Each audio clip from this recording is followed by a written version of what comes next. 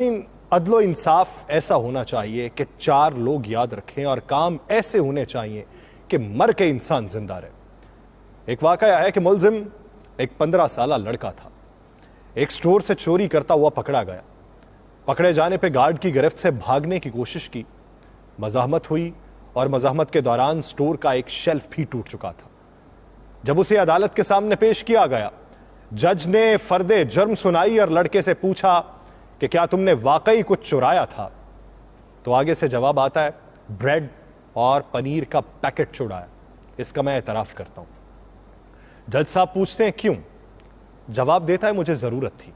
بہت مختصر جواب۔ جج صاحب کہتے ہیں خرید لیتے، تو جواب دیتا ہے کہ پیسے نہیں تھے۔ جج صاحب پھر کہتے ہیں گھر والوں سے لے لیتے۔ بچہ جواب دیتا ہے کہ گھر پہ صرف ماں ہے، بیمار ہے، بے روزگار ہے، بریڈ اور پنیر اسی کے لیے چرائی تھی۔ وہ پوچھتے ہیں تم کچھ کام نہیں کرتے؟ جواب دیتا ہے کرتا تھا، ایک کار واش میں تھا، ماں کی دیکھ بھال کے لیے ایک دن کی چھٹی کی تو نکال دیا گیا۔ جج صاحب کہتے ہیں تم کسی سے مدد مانگ لیتے؟ جواب دیتا ہے کہ صبح سے مانگ رہا تھا، کسی نے مدد نہ کی۔ جرا ختم ہوئی اور جج صاحب نے فیصلہ سنانا شروع کر دیا۔ چوری اور خصوصاً بریڈ کی چوری بہت ہولناک جرم ہے، یہ جج صاحب کہہ رہے ہیں، اور وہ کہتے ہیں کہ اس جرم کے ذمہ دار ہم سب ہیں۔ عدالت میں موجود ہر شخص مجھ سمیت اس چوری کا مجرم ہے۔ میں یہاں پر موجود ہر فرد اور خود پر $10 جرمانہ عائد کرتا ہوں۔ $10 ادا کیے بغیر کوئی شخص کورٹ سے باہر نہیں جا سکتا۔ یہ کہہ کر جج صاحب نے اپنی جیب سے $10 نکال کے میز پہ رکھ دیے۔ اس کے علاوہ ان کا یہ کہنا تھا کہ میں سٹور انتظامیہ پہ $1000 جرمانہ عائد کرتا ہوں کہ اس نے ایک بھوکے بچے سے غیر انسانی سلوک کرتے ہوئے اسے پولیس کے حوالے کیا۔ اگر 24 گھنٹے میں یہ جرمانہ جمع نہ کرایا گیا تو کورٹ سٹور سیل کرنے کا حکم دے دے گی۔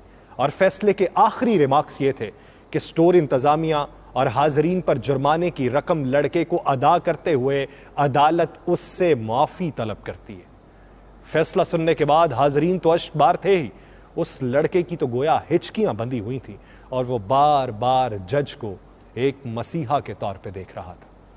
یہ فیصلہ میرے ملک کی کسی عدالت کا نہیں ہے، یہ فیصلہ فرنگیوں کے ملک کی عدالت کا ہے۔ شاہ والا کفر کے معاشرے ایسے ہی نہیں پھل پھول رہے، اپنے شہریوں کو انصاف ہی نہیں عدل بھی فراہم کرتے ہیں۔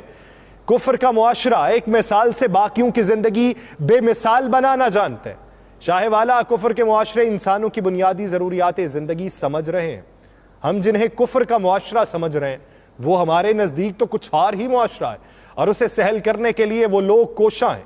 اس معاشرے میں انسانی جذبات کی قدر ہو رہی ہے اور انہیں چار لوگوں میں مجروح نہیں کیا جا رہا۔ اس معاشرے میں مجرم کو اپنی صفائی کا پورا موقع دیا جاتا ہے اور پھر اپنا فیصلہ صادر کیا جاتا ہے، جبکہ یہاں انسان کی زندگی اجیرن کر کے، اس کے جذبات مجروح کر کے، اس کی ضروریات کو پسے پش ڈال کر اس سے جینے کا حق